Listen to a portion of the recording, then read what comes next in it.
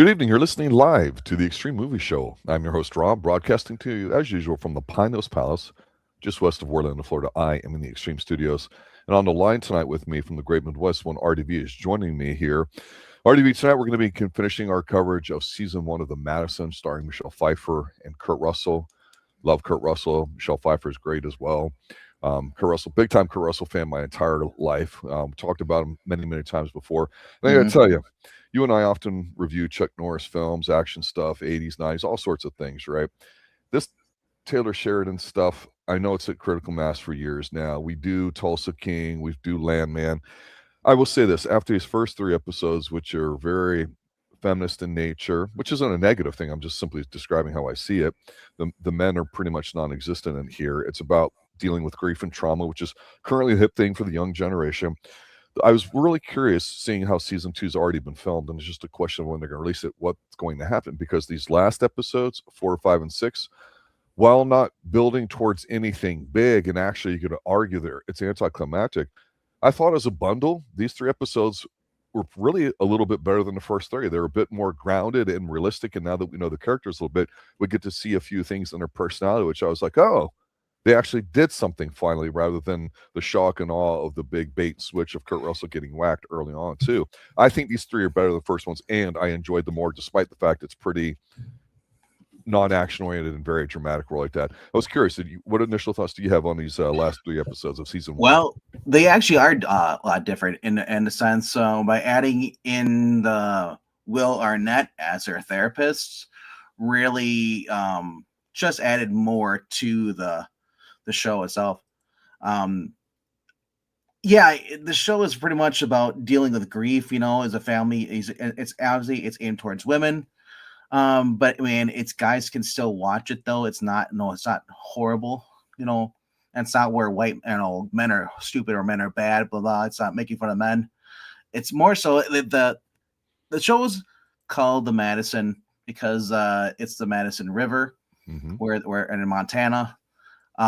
It's basically the main character, actually, believe it or not, if you guys haven't figured it out, it's on the thumbnail. Michelle Pfeiffer is the main character. It's her dealing with everything. And everyone else is kind of like an extra or extension, like a supporting cast. And these last 3 episodes is I kind of figured especially going towards the end of here, what was going to happen is pretty much, with her wanting to go back because this is the only place that she feels happy. New York, it's just realizing, appreciating finally understanding what her husband saw in this place. Right.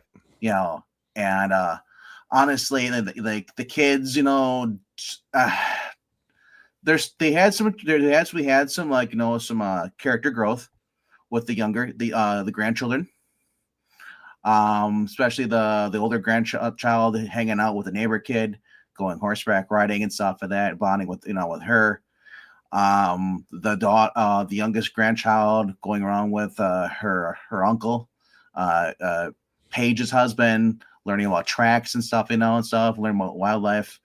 You see her kind of getting some more character growth to it here as well. Even her, they also remind you that she's a kid after the second episode is them doing the burial. And after all that's over, they go back and they find out there's actually like a wake going on. Everyone in town knew Paul, and since they kind of like they said, it's like, yeah, you didn't tell us about the funeral, so we let you have that, but we're gonna have the wake here too. It's like, and in a sense, that is kind of I would be offended, be like, hey, you're not family, and you're trespassing. I'd be kind of irritated. Are you serious? No, a little bit. I would, because like, one, you showed up unannounced. Now it'd be different. Like, no, if everyone there was in town and pitching and helping you out stuff, then you'd be polite. I think one of the people imagine people showed up at your house and started doing all this stuff. They didn't ask you. And the reason I'm bringing this up, because when they get back to New York, her friend decides, you know what, we're gonna throw a memorial for your husband, for all his business friends and stuff. And she did it more for herself, more so than she did it for Michelle Pfeiffer's character. I see what you're saying, and I definitely want to talk about her role with these two scenes. I think it's quite pivotal for these 3 episodes. Yeah, Um, I understand what you're saying on an intellectual level. I grew up in a neighborhood where, whether you like somebody or not, if somebody died on the street, and several people did growing up, the right thing to do is you'd go get some food, make it, or get some takeout, whatever like that, bring it over the house, say, "Here, just wanted to bring you some food," and you leave, and that's it. Especially if they didn't have one. hmm I understand what you're saying. I That's just the right thing to do, and if everybody knew him, they were doing it not for her, they were doing it because they loved Paul so much, and for her to sure. say, "You're trespassing or get off," But she you have doesn't no know them show. though. She doesn't know them. That's the But you thing know though. what? How many people has she met so far? She met the one guy that told her, "Hey, it's Now, none of my business," whatever. She met the one lady with the death certificate. That's almost like half the town, just a couple of people, and I think some of yeah, them were yeah. there, if I recall correctly. For the funeral, Yeah, yes. and they We were we had we all had very polite Cade. with her. We had Cade, and then we had Van. I still can't believe this, the sheriff deputy, the one that Mhm. Abby likes. His name is Lover boy. Van Yeah. Van Davis. I was like, He's so hot right now. but you know what he reminds me of? He reminds me of, remember when Taylor Kitsch came on the scene, and he did the whole in the X-Men movie. He did, like, he played Gambit. Then he was doing John Carter, Battleship. This guy Oh. looks like this might be enough. He looks like a probably a not as popular as Taylor Kitsch is, but this is Ben Schnetzer as his last name. Could be a breakout role for him. I It could could see be. that. I honestly could. Because that's Taylor, what every woman seems like they want. I just want a man who talks a little bit of an accent, well, and and is here's the thing ripped. too. He ends up breaking it off with Abby because he's like, realistically, you have a life in New York. I'm never going to New York. I'm not a city guy. I like it where I live here. I got boys here, and you're not going to live here. You're going to get bored because we don't have movie theaters and all that weird stuff, and all the new the stuff. They're very rural. And I'm thinking, like, what period or time period are they living in that city, or town they're in? But What do you mean by that? because every small town that I know of, at least I've been through in the Midwest, has at least some sense of modern technology, and or at least uh, either they have gymnastics, they have they have a rec center, they have things. It might be as fancy as New York, but they still have the common basic things, theaters and stuff you can go to. So I was curious. I've been to several that haven't. Granted, not in the Midwest. Yeah. Up in the New England area where I've got some extended family Yeah. over several But states. it is odd though when you come across those places. Now that there are some places that they're maybe Amish towns or just towns that refuse. That's their gimmick. They don't have all the fan stuff. I forgot what part. I think it's either Connecticut or somewhere up there. But they have no cars whatsoever. You're not allowed to drive your car through town. You can only do a horse. It's interesting because I'm not trying to argue, debate with you so much about whether it was appropriate people to show it, because it does demonstrate a key point there that it was supposed to be a surprise because it wasn't announced, but it also was a surprise too that as she was reading the journal, I think in the first episode there, I think her friend's name is Liliana. She was basically saying, well, hey, wait a minute, the stuff he's writing down, he figured you were probably going to read it at some time. So he's telling you stuff he wants you to hear. And here's the thing about Liliana's character that I thought was very, very interesting. She seems to me like she comes across as a genuine friend, the best way that she knows how. She asks her to come in there. She's like a lawyer or whatever like that. She handles paperwork. She says, she goes, if you're my friend, will you be here? She says, I'll be there first thing in the morning. She's there in the morning. She shows up. She's nice. But she's also doing the hard part where somebody's going through grief and they're not themselves, of trying to ground them in reality. Because when you sit there and say that the wake that they have in New York is not for her, and she's organized it, it's still the right thing to do, because when you're a gazillionaire, like he is, a billionaire, whatever it is, he's not just a rich guy. He's uber rich is what it comes across to me, right? So let's say he's got 50 million, 100 million in the bank, whatever it is, in the private plan. All that. He's loaded. They're loaded. They've got trust. They're good to go. You have a team of people that are involved, people that are professional, and whether you like them or not, you still basically do all that. And since the wife there really didn't know what his arrangements were and all that. And that's the one little caveat I have out here is you don't necessarily hear too much about the will. Or you hear a little bit about it though. She guessed right about where he wanted to be buried. Mm-hmm. There's nothing wrong with her doing it. The interesting thing is that she realized because of how she was treated over there when they flew back, which is kind of interesting, to New York to type loose ends. I'm glad they did that. It felt like a totally new world, right? Yeah. And the people there weren't bad to her. They were just maintaining the relationship they had before, which is very superficial. And you can tell Sheridan hates big cities. And I get it, right? That's why he wrote it about, we don't have these things here in this here small town, and I ain't going to New York, and I ain't going to get bugged riding my bike when I can do it, that stuff. It's not he hates big cities. It's just that everybody knows New York. New York is full of liberals, full of a lot of people who are self-entitled. Any major big city, because of government, is usually that way. Yeah, and without government aside, I'm just saying that that's always been the stereotypical of New York. It's been that since the 80s, the 70s. Any movies you watch, they're called yuppies. It's all about me. I don't have time to do this. Can we schedule this later? People are inconsiderate. We saw this, especially when Paige goes back to work guess where she works? At some kind of fashion place. For some magazine company, probably. They cover fashion week. You could argue the merit of that job all you want. She's a working professional and she's making good money and she's in the business environment. I'm getting up. Her scene was one of the best in all those episodes to me. Leading up to the point where, where she comes back and her boss is like, "Oh, I know you're feeling," and she's like, "So go, your dad said, no, they're backpacking through Europe and all this stuff." And just her boss came off so superficial, kind of an airhead, elitist. Yeah, don't give a fuck. Yeah. And then she leaves out there. We got the other girls in there talking to her. I was like, oh my gosh, her dad died in this private jet, and they bring up the whole carbon dating footprint and all that stuff. It's like, oh my gosh, environmentalists. Yeah, because that is true. That is today. That's in California, that's in New York, that's everywhere, pretty much. But so then because she says like, her dad deserved to die, leaving, flying, those gas guzzling planes, killing the environment. And then I love this because Paige has never done this before, but Paige throws a fist. And I think that one girl was real bitchy. She decked her. I was like, that was good. I thought she was going to slap her because I always saw the two girls, but now we see Paige she did a fist. And I'm thinking like, did she learn it from Montana? Well, yeah, because I don't. Well, remember, she got into a fight with her sister in the first couple episodes, the cat fight. Yeah. Pretty good, right? Exactly. So she's not afraid to scrap it up.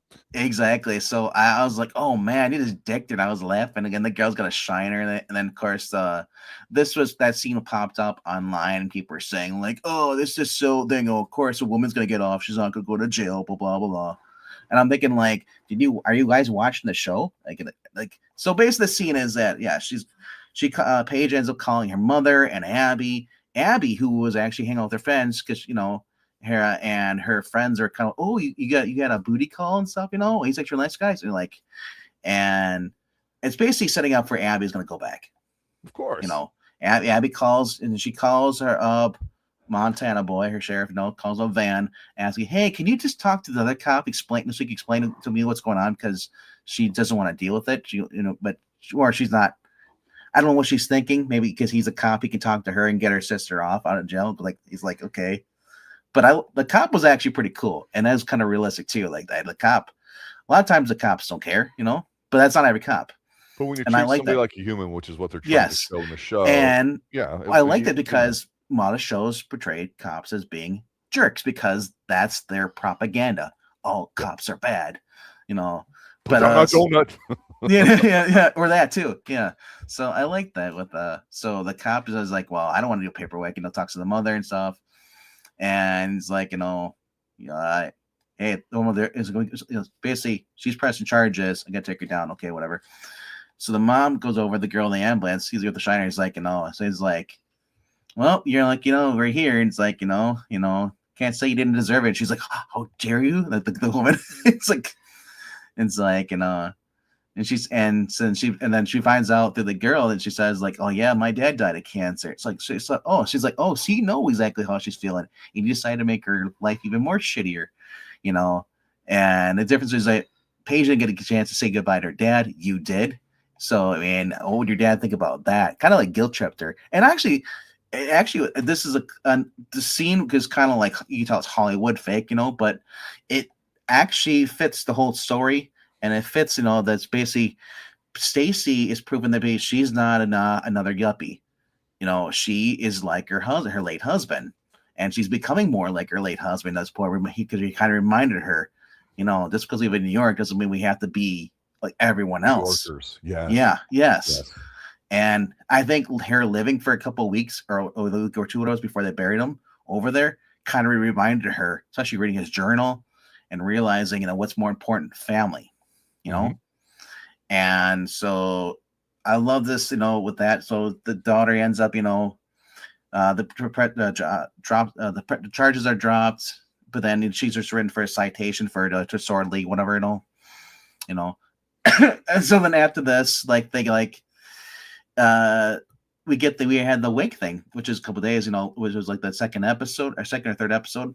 But before that, we had her. I said the whole thing with her talking to Will Arnett, going to see a therapist, and then pretty much he's doing pulling the whole shrinking thing. You ever watch Shrinking, where he does unorthodox thing?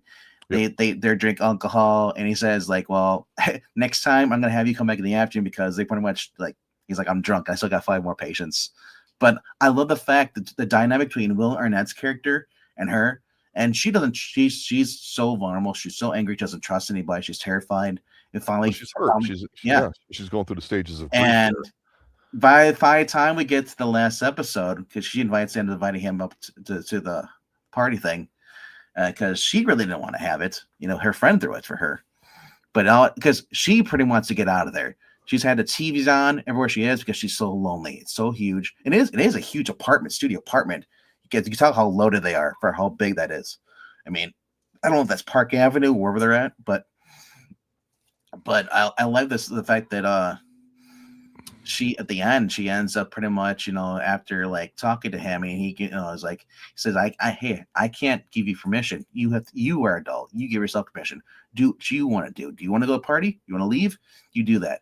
And it's like, is anybody who cares? He's like, says, is there anyone down there who cares if you're going to leave? Well, my kids. Okay. And so she sticks around, but then she ends up going down and she leaves.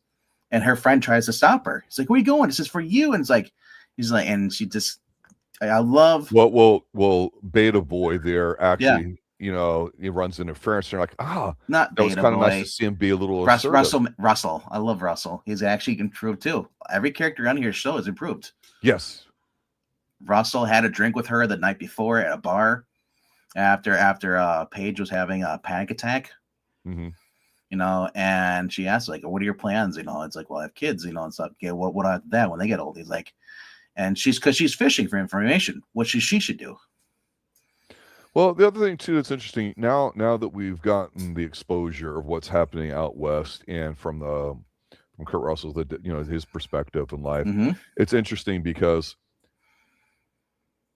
everybody deals with grief their own way, and that's basically what it is. The thing with Will Arnett that was interesting to me, two things. One was fantastic, another thing really killed it for me. As a comic, as a guy we've seen over the years in films and all that. Okay, he is what he is and all that. So when you go from comedy to serious, it's hard. It's hard to make that leap, I think, sometimes.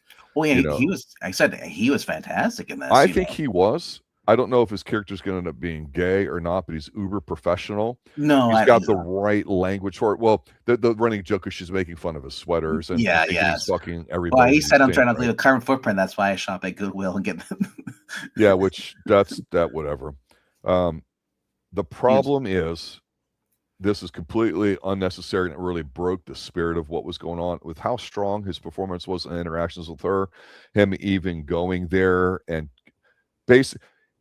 sometimes, as a psychologist, you're trying to help somebody deal with something. Sometimes, it's just, you present the pieces of information, let them make the connection, you've done your job. Because when you tell somebody to do something or it's okay, then you take on the role of the superior, and them as the underling, they now have a way out. And if something doesn't go their way, or if it's not what they expected, there's resentment created in a relationship and all that. So that's why he said, my job here is to just do whatever. So it was very well written, him explaining to us watching it that it doesn't have to be this weirdo stuff. And how does that make you feel? Which he did do, of course, 4 or 5 He times, was right? reminding her that she alone has the strength. She decided she wants to have a good life. Exactly. She said, He's and empowered her. as we've been riding through Vans, Vans, even though he like at first you're like, okay, he's just the boy that Abby likes, the guy Abby likes. But it turns out, if you find out that he had a wife, she died in an accident, and it's been 4 years, and he's still gotten over the grief. He said, and it just reminds you, and anybody who's gone through grief or lost somebody, everyone grieves differently, and sometimes people never stop grieving.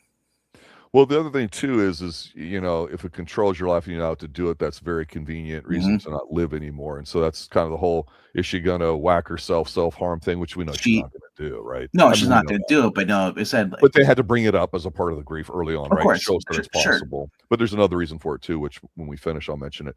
This is the second thing about Will Arnett, though. 100% completely unbelievable, 100% completely, even for television, it should not have worked at all. It's not, would not, it'd be more believable if he just bent her over and had sex with her. But when he brings her in and pulls her in for a hug just so she can cry, not the right thing to do at all. Completely broke any sense of realism that they had there in that scene. Sure, it's a minor quibble, but it's telling me he better be a more serious part of season 2, because then it makes it even worse, because that's just what I call that convenient writing, where it allows her to do it instead of her, whatever. Go hug the dog. I think he's done. I don't think he's coming back for season 2. You may be right, but he did a really good job with the time he was there. Had a really good impact of it. Totally agree with you on that. Will Arnett, regardless of how I feel about that scene, I thought that he exceeded my expectations. He's like when the superheroes having problems, they go to talk to this guy, and then and their problems are gone, and then you don't see that guy again. And it's like, he's just there for the advice and stuff. He said he's, because without Will Arnett, these last 3 episodes would have not gone the way that they would have, especially with Abby, with her decision, right. And said like him allowing her to pretty much insult him because it makes her feel better, get rid of the anger and stuff. Even he jokes about it later. Talking to Abby at the party thing over. I shouldn't have done that. That's a bad example, but that allows us to get more what Taylor Sheridan does, because Taylor Sheridan's writing this. This is Landman. We get the same from Tommy. Tommy insults people because that's how he deals with everything. Mm-hmm. We're kind of getting this a little bit of Landman, and even a little bit of Tulsa King. Tulsa King. We get the same with Stallone. Stallone insults characters. True. That is true. That is so true. It's just she's just a female version of those characters. That's all. But yeah, with her trying to figure out everything, and I honestly, you kind of forget that she's kind of the main character, because everyone actually that's on the show is likable for me. They're human, right? Regardless of they're fleshed out. They're not NPCs. They're not annoying, and you just wish they get off the screen. Right. But, they're well written, and they serve the purpose. And now obviously everyone in the family is coming back in season 2. But you kind of knew where this is going, especially those last 3 episodes. Especially because she goes back to New York and she hates it there. And go ahead. And everything there reminds her of him, but she'd rather be it's shallow, empty. His life where he's buried is where she wants to be. Yeah, and I think that a couple of scenes at the different levels is going to make things kind of stand out a little bit. Like, for example, we talked about I forget her name, the younger daughter who got fired after punching the girl and all that. Yeah, that was nice to see, because she was an entitled princess. She's learning not to be that way. Oh, yeah. We've already saw in the first 3 episodes where, because of climate and all that bullshit stuff there about meat production and everything else there too. It's a lot more of a carbon footprint, raising vegetables instead of meat, right? We're gonna see them. But they got hungry enough where they ate the food, right? So we're seeing her turning into more of a steward of the earth, and that you're sort gonna of stuff. See that. Hello? The Native American Indian stuff, they still keep bringing that in with the grandchildren, and until You notice when the youngest grandchild, when she's going to grab the cookies, there was a Native American there, and he's like, oh yeah, Indian or whatever it's called, taco, or it's like, she didn't correct him. Right. And also too, if I go back just a little bit, the one scene that stood out to me was I forget his name too, not looking at it right now. Beta Boy husband. Russell. Again, he's a New York guy. What does he do? He does private equity, I think it was. So that's the thing. Him and the ex-husband. Well, yeah. So he's almost like we've said this before in Tulsa King. Some of the younger people are basically like the older people, but in current time. I mean, this is really what happens in Landman, right? I mean, you have 3 generations; they're all the same. It's just at what phases in their life, right? He reminds you of the girl with the piercings, all the stuff, and Tulsa King. Kind of shy at first, doesn't want to come confrontational. Yeah, he's starting to come out of his shell. The shooter girl, yeah. Yep. The one we wanted to see more of. Well, what I liked was her and Michelle Pfeiffer end up going to some bar, and they don't know the name of the bar, and they sit down and they have Irish car bombs. It has no bar. Yeah, it's called. There's no name for the bar whatsoever. Which is that's perfect for what needs to be. So she's like, "What are your dreams for life?" Is and she's basically like what's important to you. And when he gets fishing for information because she wants she wants affirmation that her legacy, her children or grandchildren, are on a path going somewhere. I don't think it was more so that is that she wanted to know, because she asked him, definitely asking after they're growing up, what are you going to do? Because she doesn't know what to do. So she's asking him what he would do. I think she already knew. I think she's already known, and she just wants to see if other people feel the same way, especially those important to her. Yeah, because she's debating because she didn't want to leave, go back to New York, but the kids' lives are there.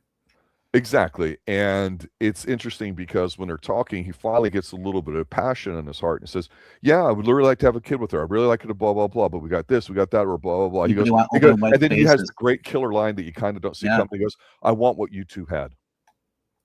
Yeah. And it's just, like hits her like a ton of bricks. Like, he also said, he said, I want to play, but I don't want to get out of here, get out of the city or get out of New York because I want a place where my kids can go play everywhere, play baseball on the street or they can go outside because everyone lives inside. No one has backyards. Everyone's on apartments. Yeah. So it's like it's just more confirming her what she needs to do. And I said like that her I will get to there at the end here. She ends up leaving, and then it's been a couple hours, party's over. The girl Abby calls her and is like, here's her mom's phone ringing upstairs. She goes in there. She left the phone. Shut their phone. Loved it. And so they end up filing a missing report. But it turns out she went back to Montana. Of course. She's back at the cabin. Absolutely. And who finds her? I love this. This is Cade. Because Cade's he's got his horse and he comes along the fence. And he's like, no, this cows are not where they're supposed to be. They got through the barbed wire is loose. So he cuts it off. He's gonna go out there. And as he's going through there, he sees a woman on the ground. And there's a gun next to her, and she's sleeping on the grave. And she's sleeping next to the grave there and stuff, and he's like, he basically startles her. She wakes up and she points a gun. And he's like, whoa. And he's like, hey, you having a moment here? I interrupting. She's like, no, I'm not gonna, shoot herself. But he's like, well, how about I basically get jokes with her. He's like, how about I basically teach you how to use a gun? So if you had to defend yourself, because she says like, oh yeah, she says I was out here. It was so nice, beautiful, and I got scared about the lions, tigers, and bear. And he's like, well, we don't got no tigers here, but we do have lions and bears. Yeah. But she says, I need everything. I'm going to sit up here, basically confirming she's not moving back to New York. She's staying here. Great. That's fine. Yeah. And kind of that's what she wanted to do before, but it sounded like her friend, Liliana, her best friend, didn't think she was in a rational mind. Try to talk her into going back to New York because the kid's there. It's like, I don't think she talked her out of anything. I think she just mentioned. I think she's being a good. I swear to God, when I say this, I believe she's being a very good friend. Good intentions, but doesn't understand what's going on. No, I think she completely understands it, and she's just basically saying their kids' lives are here and there, and she only answers the questions that she has. I don't see her pushing her beliefs on what her friend in those first couple of episodes, like you have nothing here. It's like you've never lived here. It's like everything you have is in New York. She cares for her, and that's a big deal. Sure. There's nothing wrong with her bringing that up. No, actually, yeah, she can bring it up as much as you want. I'm just saying, her friend doesn't understand, that she already made up her mind the minute she found the journal. You think it was that early? I think it was that early, Because especially I've when been she saw asking myself that when she, question. When when did she she know? saw the cabin with the toys in there for the kids. She knew. Yeah, that one did hit hard. And then she did the fishing with the daughter, with the granddaughter. So she already knew it. She had made up her mind. It's just that she went back to New York, went through the motions, did all this stuff, and just to see if there's anything left there for her, and there isn't, because she wants to be where he is, and he's in Montana. What I really like about Michelle Pfeiffer's character here is Will Arnett, scenes aside and them talking and all that. I like the fact that, when you're assertive, it doesn't mean that you're going to get anything you want in life, but No, it frees you up from, oh my gosh, what's this person going to think? And we spend so much time about what could happen or might happen or negative consequences and all that. And while a certain amount of foresight and thought when you make decisions may have value, at some point you have to take action, no. and you have to do that based off your beliefs. So when you're not judgmental, when you don't develop those when you're older, as exemplified by the way the families live their life in Montana, she finds a wholesomeness in it. I love the fact, and the demonstrated thing here is when she left her phone and then just left and then ended up in Montana. She's doing all this stuff, and she's like, I made my decision. I don't owe my kids an explanation. I don't have to tell them it. And she's not doing it in a way that might be seen as punishment by some, like, well, you should tell them because you're going to get them all scared and you're kids and it doesn't matter. You're going through a tough time and all that. She said, I made a decision. And when you make a decision, when you shit or get off the pot, the pathway forward becomes clear. It doesn't make it easier, but you know what to do. Yeah.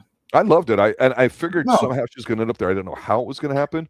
But when she left her phone and I heard it ringing and he went upstairs to get it and they had looked for it and all that and they're going to do mystery reports, it's like, oh, yeah, she's in Montana.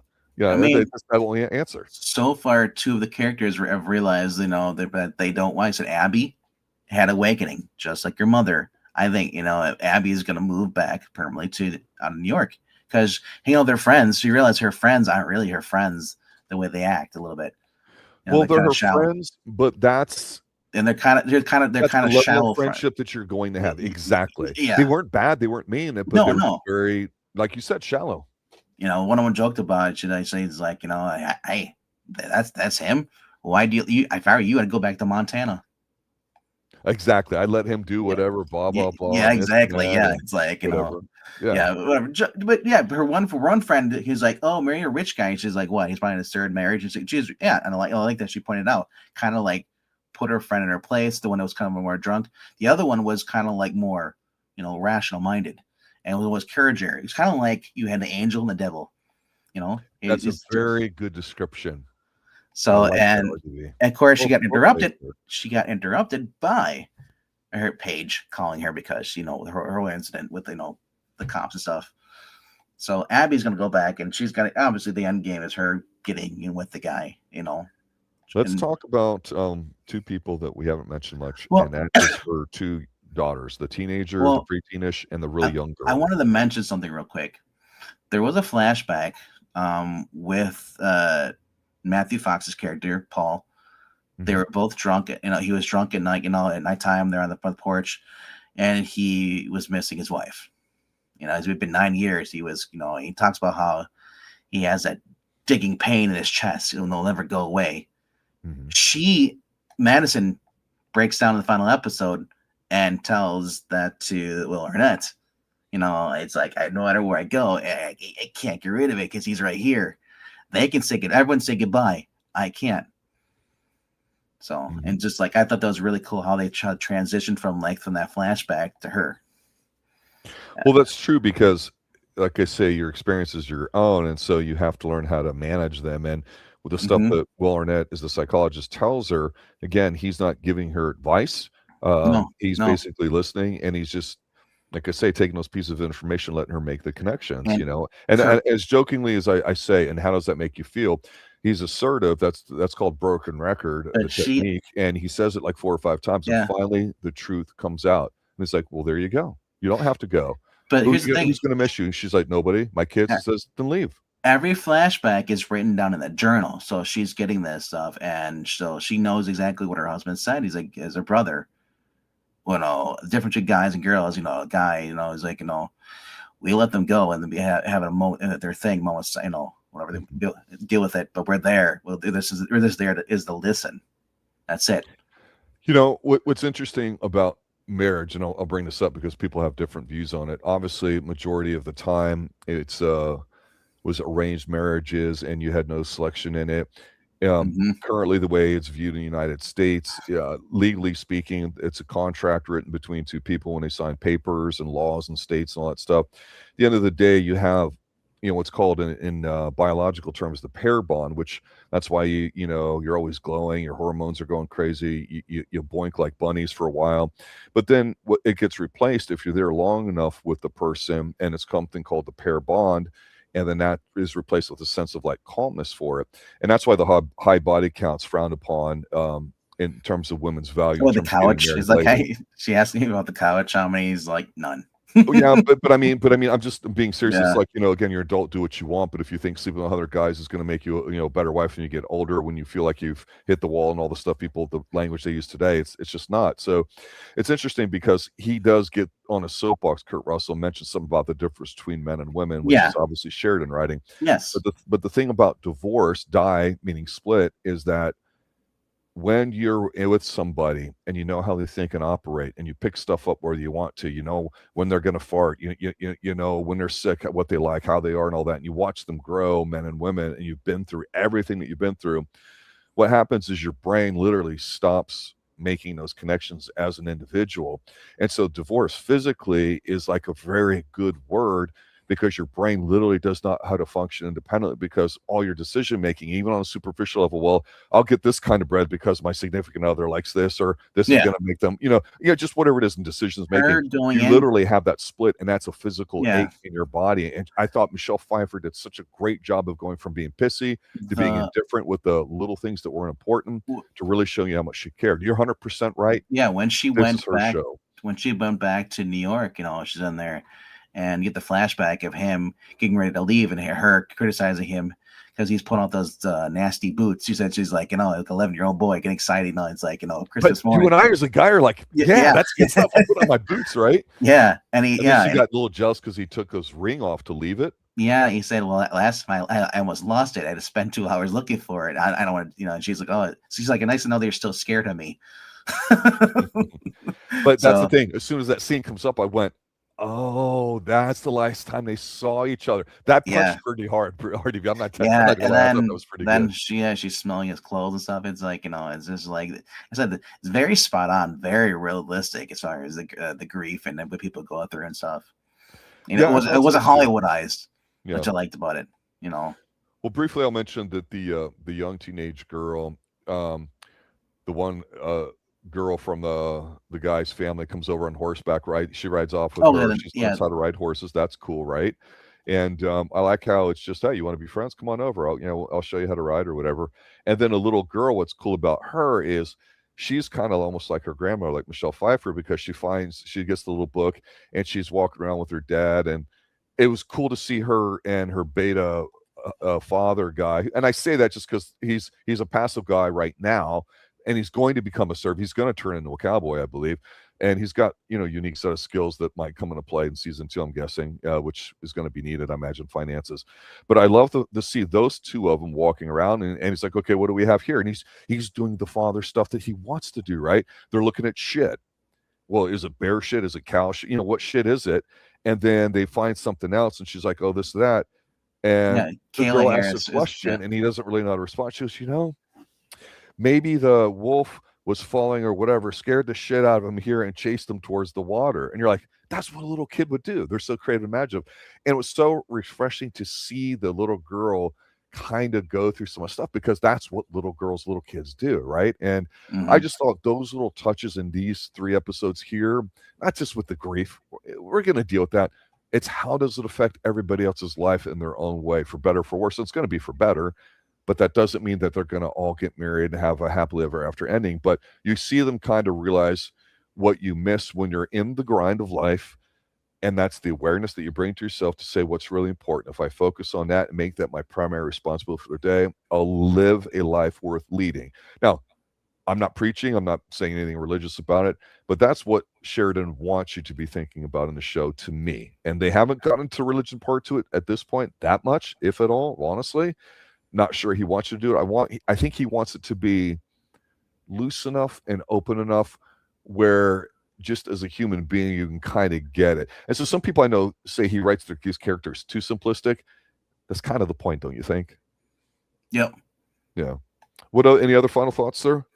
I was looking up to see where some of these characters have been in other ones. The one guy's been in Suits, so when he's passive in here, I'm shocked because I think in that which guy, Russell, the younger husband, Cade. Whatever. Yeah, he. I think he was in Suits, which is a show where I think he was the one that's helping her out at the end of the episode. The cowboy. No. Russell is the one that's buried at Page. Okay, the private equity guy. The beta guy. That's Russell. He's married to Paige. I think he was in Suits, where he played a really smart guy who could like learn a lot of stuff really Kevin quick. Zegers plays Cade. He's been in like a bunch of stuff. He was on Titans. He was in Heroes of the Airbud saga. Okay. He played, the main character in there. Yeah. He's on Grace Point, Notorious, Dirty John, Power. Most recently was in The Rookie. So he's been in a few stuff, Not sure where the Paige McIntosh or the base Paige McIntosh is actually Elle Chapman is the actress. Not sure what she's been in, but yeah. As far as like these characters here, pretty much perfectly cast. You're still getting enough. I think of Kurt Russell in here too, in here. And they're good. And every Kurt Russell scene is a good scene too, and they're not just pointless. Like I said, I love him. His interactions with Matthew Fox's, his younger brother Paul. Yeah. The daughter, Bridgette, and who's the older one? She's the one that went horsebaking with Kayla, Cade's daughter. Mm-hmm. That family's got some good-looking people in it, bro. I'm telling you, they're good-looking. Everybody's good-looking. It's a Taylor Sheridan show. What do you expect? God. And it's the same guy, Britton Vivian, who's composed the score for all the Yellowstone stuff. He's been doing the music for this. Well, Woman's, I think, directed it, but also is a cinematographer. So it has a certain feminine light touch to it. It's not harsh. It's not coming off whatever. So this next season is going to be, it's going to be a winter. Because looking at the second season began filming in September 2025 and wrapped in December. Well, and the other thing too, one of the last lines she says there when she wakes up by the grave towards the end of the episode, she goes, "Yeah, the leaves here look a little different," and he goes, "Yeah, they'll drop here in the next cold snap before it gets to be fall." Principal photography of the first season began August 24th, and filming took place in Montana from September to October of 2024. Scenes in New York and set in New York City were filmed in Dallas. Yep. In mid-November. 2024, and then filming moved to Fort Worth, Texas, in late November. Yeah, see, like Landman, Fort Worth. Everything's just like, I love it because it looks like New York, and all you see all that stuff in there, and then then it's Dallas. It's like, unless you live in these places, you probably wouldn't recognize. You wouldn't recognize them. Exactly. Yeah. Exactly. So Will joined the cast as a guest role only. Okay. Maybe he's done then. Yeah. But honestly though, I would love to see more of his character come back, but not as a love interest.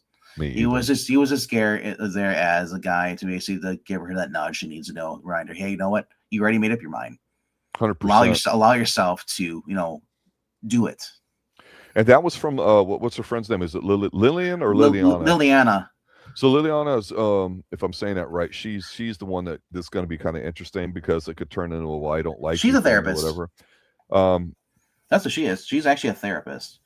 Because she said, like, why don't you, like, can't you help me? Because I'm biased because I know you and I love you. Yeah. I think here's my overall take. I'm still very pissed of this bait and switch because Kurt Russell dies early on, and you know what? The one person we're not talking about is Matthew Fox's character, his younger brother. I'm an older brother and a twin, so that's very personal for me. And I think those two are magic on screen. But the show, if they would have just said that, follow Michelle Pfeiffer as she, blah, blah, blah, starring Kurt Russell and blah, blah, blah, blah, blah, that would have been easier to take. And I think that was intentional because they don't want to piss people off. And I don't know if younger people would have been. I know me as somebody that's been watching Kurt Russell for 40, 50 years now. I like the show as Michelle Pfeiffer as a strong female and the family unit around her figuring her way through things, and they needed a tragedy for it. And so, you know what? Killing Michelle Pfeiffer off and having, flipping the script there and having Kurt Russell, it's not the same thing. It'd be a different show. I'd still watch it. But I thought, honestly, and this is what attracted me to it, when you have those two names, Michelle Pfeiffer, Kurt Russell, it was them together as an older couple working through something. I thought that would have been the ultimate kind of positive show that we talk about we like with it, And her friend plays Liliana, played by Rebecca Spence. I kept thinking, like, man, if they ever reboot X-Files, she could be Dana Scully. I swear to God, I thought the same thing too. She looks like her, doesn't she? Yeah. Right? The hair, everything, the face. Yeah, but I was at first I thought they were gonna have her like not be the best friend, but actually be like, like Stacy's sister. Oh yeah, like an older sister. It's like that, because the way that she is, how she is guarding over. But having her as her friend makes it easy writing wise for everybody to say, "Hey, I don't really have anything that's tying me down. Let me get the hell out." Yeah. So, like I said, it's interesting to see what's going to go on with this. Obviously, they're going to have. I think the next season will probably have the kids maybe coming over and like maybe the youngest daughter or the oldest daughter, grandchildren, Bridgette. Having mentioned friends Kayla, and then maybe she goes to school there and meets a boy. But can we talk about Dallas though? The ex-husband. Was this supposed to be a joke or what? This is pure like Brooklyn 101 kind of. Hey, yo, I got the gold chains and the leather. What's up? Remember the dad in the car thing. He talked about how Abby was, always take care of her. It's like, and she doesn't make the best decisions. So this was a guy she probably. You are a greaser. She said she was pregnant before she even got married and stuff. It was she said to keep the baby, and she did it because it was going through the motions. This is the guy she had a one-night stand with, Yeah. And it's been 2 years since they basically were married and divorced and all that stuff. And apparently she was telling her friends how he was jealous because he met him because her youngest daughter slipped that she met a guy down there. And I'm thinking, like, what a piece of work. And I love this with Russell at the wig thing. He was kind of asking, he's like, what you doing? It's like, it's like, yeah, because he asked about the job. And so Russell asked him, like, well, what about you? He's like, oh, doing the music thing? He's like, yeah. Doing a writing thing? He's like, yeah, I'm just getting my roots. He's like, well, I love Russell's like, what are your roots? They kind of couldn't answer to show how fake he is. He's wearing that. He looked like right? He looked like one of those Russian guys who just wear the tracksuits. I think they're top dog. I love it. Oh, I love it, man. This guy, he was one tracksuit away from god tier status as a dude. But you know what? No. I don't know what the intention of his character was because I didn't think he was hateable. No, he was what he was. Yeah, like your corporate chads. I've worked in finance before. Trust me, there's chads like it. We get our suits tailored, we do whatever. But you know what? Yeah, that's a lifestyle, right? Just like there's lifestyles in other areas. But I hopefully we don't see more. Yeah. Of them, so 6 episodes. Titles, obviously the first one was a pilot, but the episode 2 was called "Let the Land Hold Me." 3 was "Watch Her Fall." It says it basically she's basically just grieving more. Tomorrow is goodbye because that's the episode of 4. Because episode 5 is actually the funeral. 5 becomes it's called "No Name and a New Dream," and then 6 is called "I Give Me Permission." Yeah, you own it. Yeah. So honestly, yeah, I'm looking forward to this. I mean, I could see this turning into the Waltons with a little bit of Landman. It's a little bit of Gliv. A little bit of Kirsten. No, because it was boring. But I'm saying this could be like the much more modernized version of that, with a little bit more language. I'd ask you how the Waltons were boring if you didn't watch it, but I watched. I told you I watched the Waltons reunion. They had that too and stuff. It just popular show. Just like Little House on the Prairie. Couldn't get into it. I like Michael Landon, but it was boring. I hate how the show started. I like how it developed. Strong finish. I hate how people go, I want a world build, you put all these fucking characters in it, and then at some point you got to learn on your own. That's bullshit writing. I Well, want that's the thing. strong Yeah, when you individual world build and people. then you world build and then you abandon everything. And Yeah. that's fuck you. That's That dog shit happens a lot in but comic that's what's books. hip right now, right? Yeah. Well, that happens a lot in comic books today. Yep. Happened twice. Everything's a team. Yeah. Everything's a group. Where they build something and then decide to abandon it because, well, it's getting too popular and it's overshadowing other stuff that people are getting jealous. Our main stuff. That was So. I'm glad we covered it. I'm looking forward to roughly a year from now, or when they drop season 2. I'm sure we'll go ahead and cover that too. I don't know if they'll do 3 episodes at a time. It's a very watchable show. I would encourage people to watch it and check it out. There's some great acting in it, some decent writing, and the show's just beautiful to look at. You could definitely do worse with television than this. Don't mind the 3 episodes, at once. It's only 6 episodes, so it's not like you're getting like 9 or 12. Where it feels like a chore, because each are an hour long, and it's honestly, and they were actually well done. No filler. No, exactly. That's the thing. Yeah. There wasn't where just like her, just kind of like any weird stuff. It didn't focus too much on Paige. Everything basically focused on where the mother, no matter what she did, she had to keep living her life, and everyone's proved that everyone still needed her there and stuff. And the kids keep calling her this, and she's to the point where she's like, I can't do it anymore. They're all adults, they're on their own. And she's just confirming what she said earlier in the series. She said like, it's like, I'm not here to hold your hand anymore. You're all adults, and I'm going to do what I need to do. Mm-hmm. It's about me. This is about you. I lost my husband. You guys lost a dad. It's not the same. No, it's not. It is not. And as I said, this show, it's like really just like, wow, it's just so deep. But overall, though, I would say that if people are saying, oh my gosh, I don't want to watch a show because it's all about women, it's not your typical CW show. It's not even that. It's way from that, and that's what sets Taylor Sheridan apart from all stuff. If you never watched Taylor Sheridan show, and you're crapping on this stuff because you think it's going to be all left politics, it's not really conservative politics. It's just what it used to be back in the day. It's more about individualism. Yeah. And being self-sufficient, basically being an adult person. Story. It has nothing to do with it's actually like people writing an actual good story. Now, would I love to have a spinoff series where it's just the father and and his brother doing stuff? That's the show I'm waiting for still, Tyler. Or the next 20 shows you're going to have come out over the next 2 years. Why don't you make that, please? Or they have where Matthew Fox, we're dealing with his wife, after his wife dies and stuff, and his brother coming out there. It could be a prequel. I'm still tired of men going through doing all the heavy lifting and dying all the fucking time so everybody can have their drama and their grief and their television shows. You know what? Because of Kurt Russell, it works. Honestly, we'll do like Monarch. We can have his son, play him. That's it's a really small diary you left there for 20 years of yearly trips there, bro. I wonder how much more she's going to learn and read from it. Anyway, check it out, ladies and gentlemen. He's got a whole Encyclopedia Britannica. No. Anyway, tomorrow night, 9 p.m. Eastern time. Season 4, episode 6, final episode of Columbo for the season. The young 20-something Professor Pixel and I will be taking care of that. And then we'll move into a review. And then starting after that in a few weeks, we'll be on season 2 of Forever Night on Wednesday nights and checking that out. That'll be kind of interesting. And then you and I will be continuing Sunday night, our Miami Night stream. I believe we're on episode 6. Yep.